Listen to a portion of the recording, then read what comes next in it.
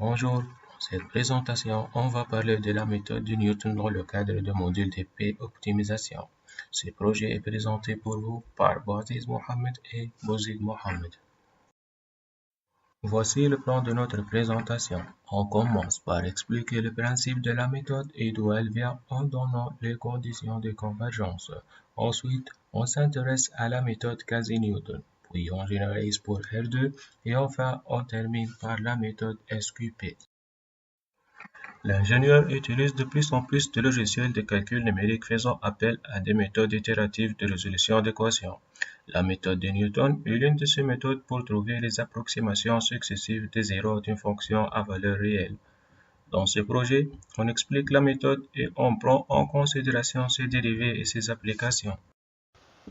Graphiquement, le principe est de commencer à partir d'un point proche du zéro cherché, de tracer la tangente à la courbe de la fonction en ce point, de déterminer l'intersection de cette droite tangente avec l'axe des abscisses et de commencer l'itération suivante à partir de ce point jusqu'à arriver au zéro cherché.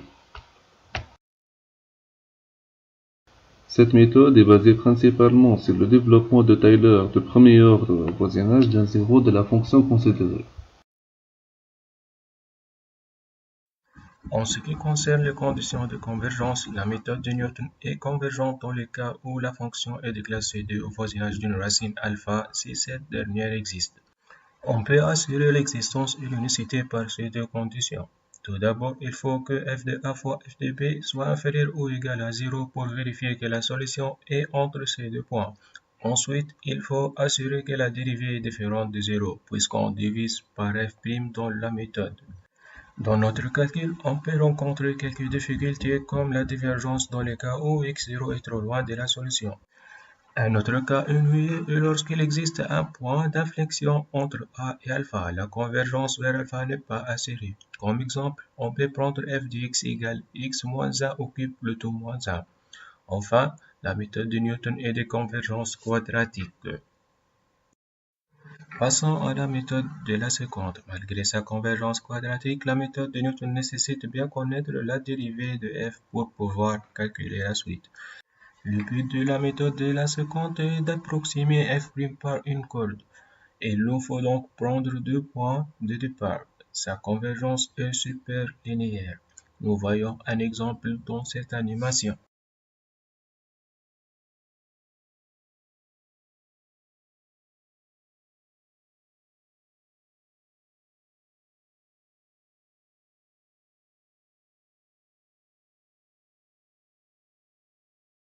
Concernant la généralisation au cas d'une fonction de f2 dans f2 qu'on peut la représenter graphiquement par un champ vectoriel, l'idée est de transformer le terme f de xn sur f' de xn par l'inverse de différentiel de f au point xn appliqué à f de xn. Passons à l'optimisation sous contrainte.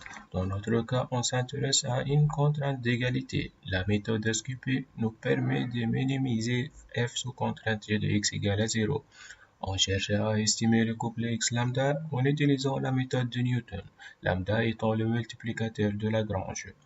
À chaque itération, la matrice hessienne de la fonction lagrangienne est mise à jour. Ensuite, on remplace le problème initial par un problème quadratique sous contrainte linéaire plus facile à résoudre. On utilise la solution de ce problème pour calculer le nouveau couple x et lambda. Enfin, si la suite est presque stationnaire, on s'arrête. Comme conclusion, chacune des méthodes de Newton et quasi-Newton possède ses avantages et ses inconvénients, mais on est tous d'accord qu'ils sont performants pour la résolution des problèmes d'optimisation sous contrainte, comme on a vu dans la méthode SQP.